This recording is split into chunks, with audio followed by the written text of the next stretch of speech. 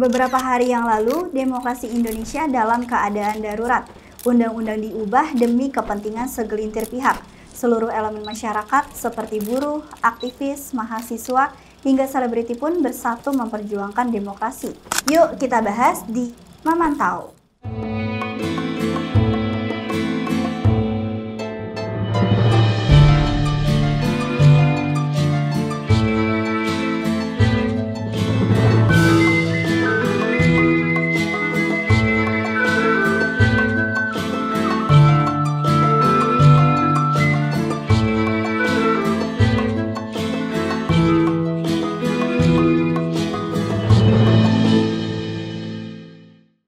Pertama, pada Senin 19 Agustus, Koalisi Indonesia Maju Plus mengusung Ridwan Kamil dan Suswono. Koalisi Indonesia Maju Plus beranggotakan 12 partai, yaitu PKS, Golkar, Gerindra, Nasdem, PKB, Demokrat, PSI, PAN, P3, Perindo, Partai Gelora, dan Partai Garuda.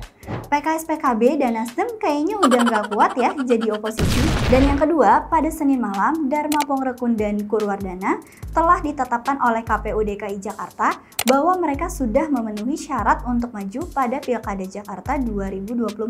Sebelumnya, pasangan ini mencatut banyak KTP warga Jakarta, termasuk dua anak Anies Baswedan pun KTP-nya dicatut. Terdapat anggapan bahwa pasangan Dharma Pongrekun dan Purwardana merupakan skenario dari Koalisi Indonesia Maju Plus agar Ridwan Kamil Suswono tidak melawan kata kosong. Ketiga, selang sehari pengusungan Ridwan Kamil Suswono dan penetapan Dharma Pongrekun Purwardana, Mahkamah Konstitusi mengabulkan sebagian gugatan yang diajukan oleh Partai Buruh dan Partai Gelora. Hakim memutuskan partai atau gabungan partai politik peserta pemilu bisa mengajukan calon kepala daerah meski tidak punya kursi DPRD.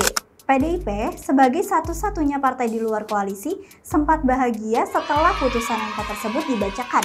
PDIP menilai putusan itu membuka peluang bagi mereka untuk mengusung cagup-cawagup sendiri di Pilkada Jakarta 2024. Keempat, pada Rabu 21 Agustus, DPR RI melalui Balek kemudian membuat manuver yang berupaya menganulir putusan MK dan tidak merujuk pada putusan MK. Terkait ambang batas, DPR sepakat partai yang punya kursi di DPRD tetap harus memenuhi syarat 20% kursi DPRD atau 25% suara pemilu sebelumnya. Padahal putusan MK telah menggugurkan syarat tersebut. Kemudian, soal batas usia minimal cagup dan cawagup.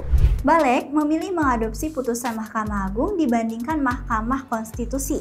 Dengan demikian, batas usia calon gubernur ditentukan saat pelantikan calon terpilih. Tentu saja, peluang PDIP bisa mengusung calonnya sendiri dalam Pilkada Jakarta 2024 kembali tertutup lewat revisi Undang-Undang Pilkada yang disepakati oleh Balek DPR. Yang kelima, pasca putusan Balek DPR, tentu saja menuai protes masyarakat dari berbagai kalangan, mulai dari aktivis, buruh, mahasiswa, hingga selebritas. Netizen pun juga turut menyuarakan keresahan mereka di media sosial. Gelombang protes itu meluas imbas munculnya tagar kawal putusan MK dan unggahan foto siaran peringatan darurat berwarna biru. Foto itu pun membanjiri media sosial dalam beberapa saat. Dan yang keenam, pada Kamis 22 Agustus, reaksi masyarakat dilanjuti dengan aksi unjuk rasa menolak pengesahan revisi Undang-Undang Pilkada di berbagai daerah.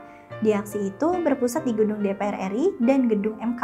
Indonesia darurat bukanlah sekedar bualan semata, namun cerminan dari situasi demokrasi kita yang sedang diuji. Perubahan undang-undang yang terkesan memihak, manuver politik yang kontroversial, dan ketidakpuasan masyarakat yang meluas menunjukkan bahwa suara rakyat harus tetap dikawal. Kita semua memiliki tanggung jawab untuk menjaga agar demokrasi berjalan sesuai dengan amanat konstitusi dan kepentingan seluruh rakyat Indonesia. Tetap waspada, tetap kritis, dan mari pantau bersama-sama. Sampai jumpa di episode berikutnya di Memantau.